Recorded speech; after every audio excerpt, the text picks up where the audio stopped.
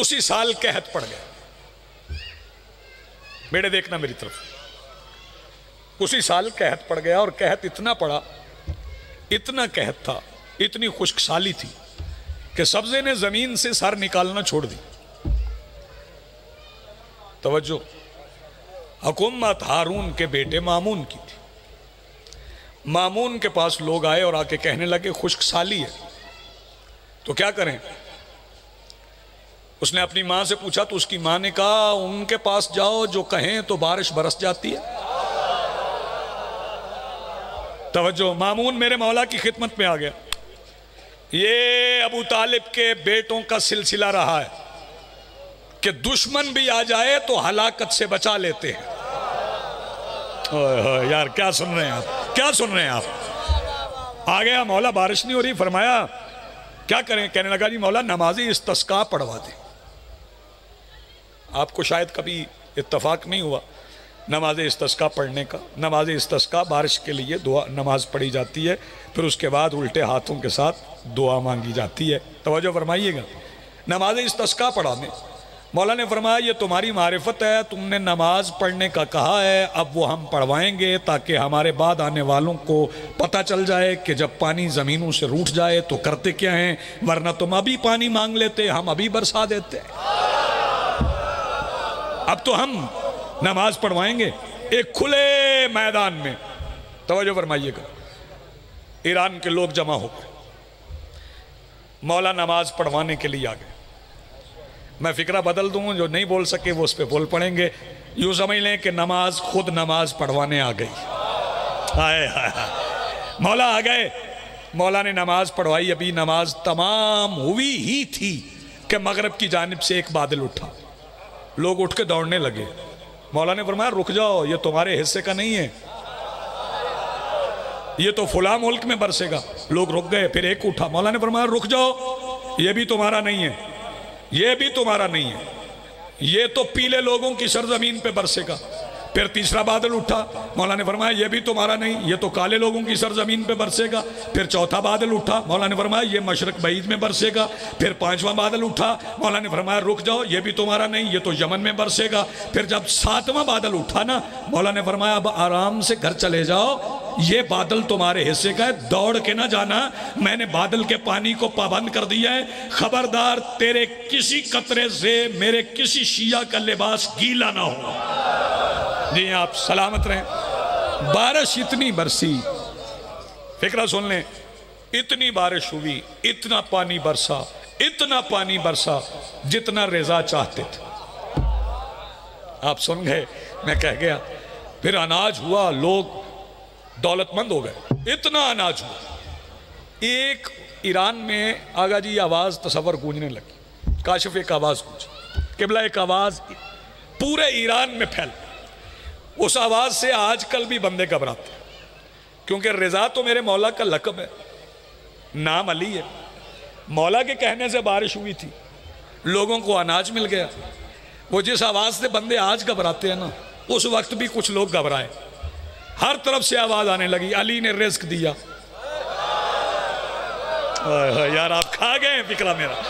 अली ने रिज़्क दिया, अली ने रिज़्क दिया। वो बात इतनी फैली कि हर बंदा कह रहा अली ने रिज़्क दिया, अली ने रिज़्क दिया, अली ने रिज़्क दिया। हाजिब ये चचाजाद भाई था मामून का, उसने मामून से कहा हुकूमत तेरी है, कसीदे रज़ा के हैं। उसने कहा फिर क्या करूं? उसने कहा तू ऐसा कर, कोई ऐसा काम कर कि लोगों के दिलों से इनका रोब उतर जाए, जागना। फिर मैं उठूंगा, उनके खिलाफ तकरीर करूंगा, लोगों को उनके फ़ज़ाइल भूल जाएंगे, तेरे याद हो जाएंगे। उसने कहा तेरी तजवीज़ हमें पसंद आई। मकरो फ़रेब से आलूदा इस तरकीब को आजमाने के लिए दरबार सजाया गया, दरबार सज गया, कुर्सियाँ लग गईं, ग़ुलाम भेजा गया, मौला को बुलवाया गया। पाबंदी लग गई। मौला जब पहले आते थे गुलाम उठता था, पर्दा हटाता था, मौला अंदर दाखिल होते थे, दरबारी इस्तकबाल के लिए उठते थे, फिर मौला मसनद पे बैठते थे। आज पाबंदी लग गई, कोई पर्दा नहीं हटाएगा, कोई इस्तकबाल के लिए नहीं उठेगा।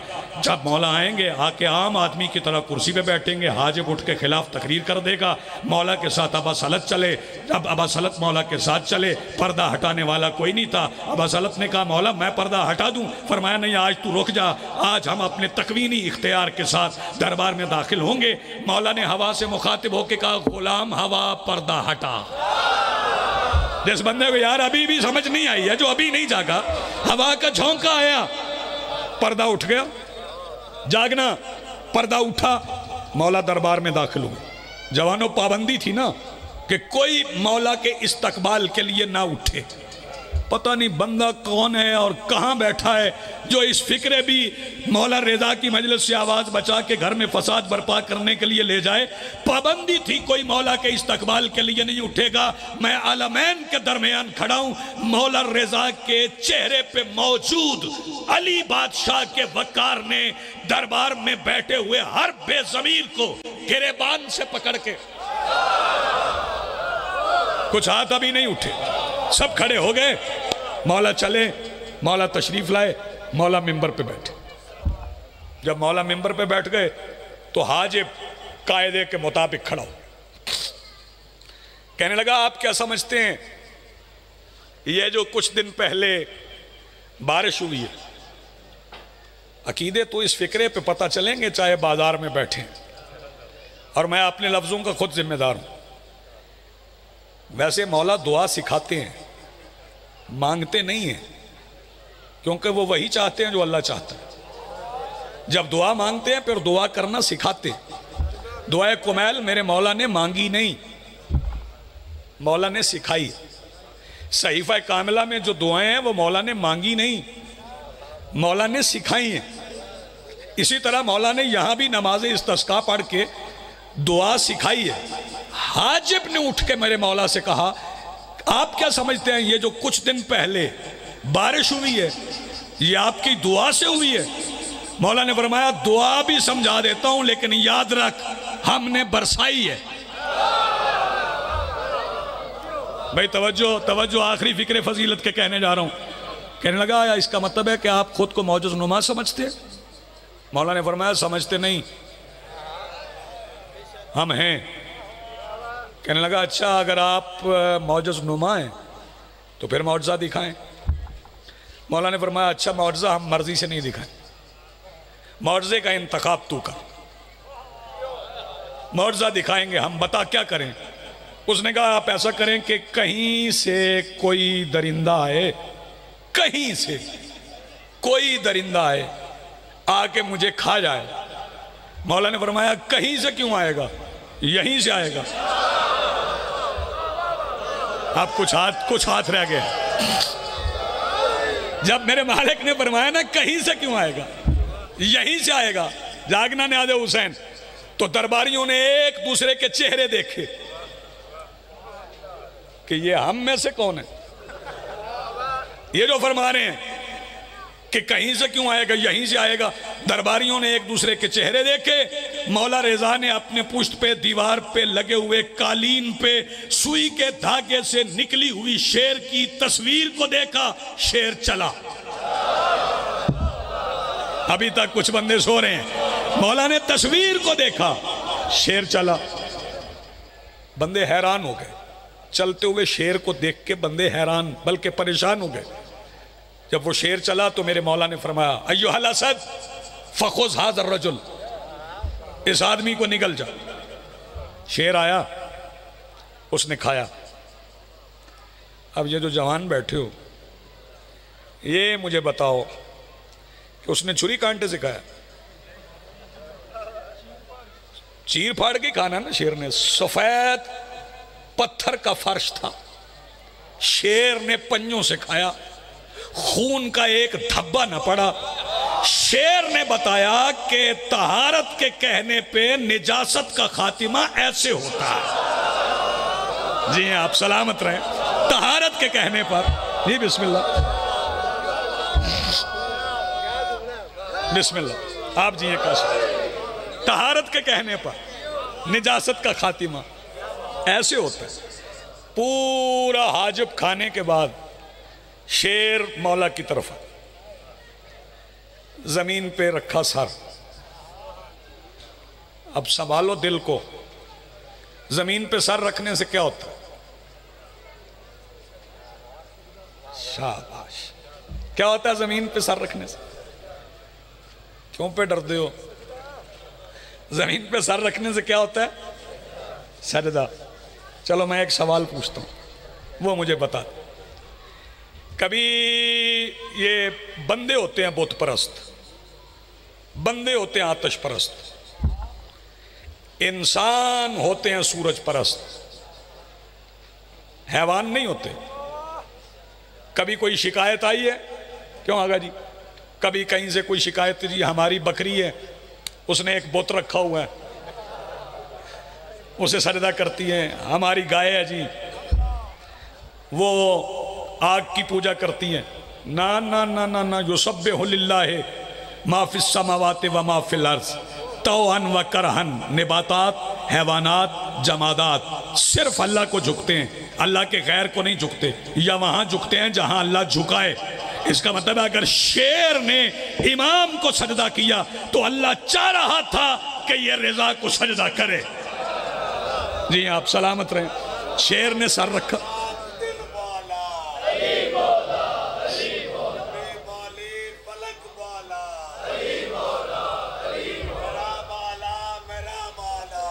अली मौला, अली मौला, अली मौला।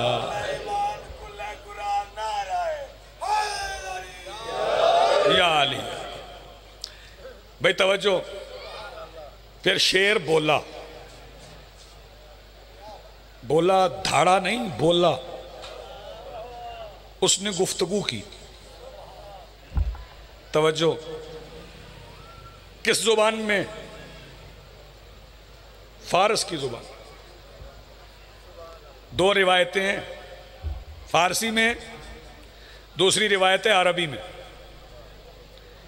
शेर दर्स पड़ा हुआ था, उसे अरबी कैसे आ गई? नहीं समझ आई तो समझा दूं, जैसे आपको आएगी। आखिर तक मेरी निगाह है, बात समझ में ना आए तो मेरे सफर का फायदा नहीं है। शेर को अरबी कैसे आ गई? जैसे आपको आएगी। आजकल तो पढ़ने वालों को भी नहीं आती ना, आयतें भी गलत पढ़ जाते हैं। तवज्जो फरमाइएगा। शेर अरबी में बोला, कैसे आई उसे? जैसे आपको आएगी। आपको कब आएगी? अगर मैं अभी यहाँ अरबी इबारत पढ़ूँ तो किसी से कहूँ तर्जुमा करे, तो को अरब में रहा हुआ तो शायद कर दे, जो नहीं रहा हुआ उसे कहे हमें क्या पता, हम तो मजलिस सुनने आए हैं, तुम तो अरबी में बोल रहे हो, हमें तो समझ में नहीं है। लेकिन ये जो तलकीन पढ़ी जाती है और फिर कहा जाता है सुन और समझ, वो भी अरबी में कहा जाता है, वो कैसे समझ आ जाएगी? इसका मतलब है कि अली की मोहब्बत में मौत से गुजर के बंदा आलिम हो जाता है। आप जिए, सलामत रहें। आप जिए, मिल के बोलो हैदरी। शेर अरबी में बोला। उसने कहा मौला वो जो मैंने पहले बंदा खाया ना, वो जो पहले बंदा खाया मैं, वो था आपका हुक्म। अब नौकर की एक ख्वाहिश है। मौला ने फरमाया कहो। कहने लगा जी आपका असली दुश्मन तो पहलू में बैठा, ये सुनना था कि मामून बेहोश हो।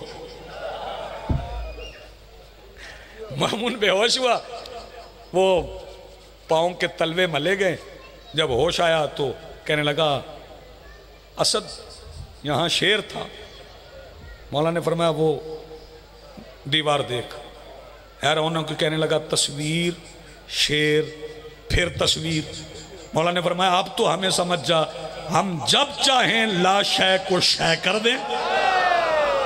हाय हाय, जब चाहें ला शय को शय कर दें, जब चाहें शय को ला शय कर दें।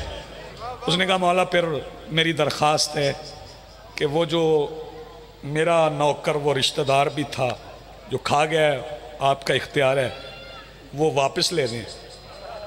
मौला ने फरमाया अगर फिरौन के दरबार में मूसा के आसा ने वो रस्सियों के सांप वापस किए होते।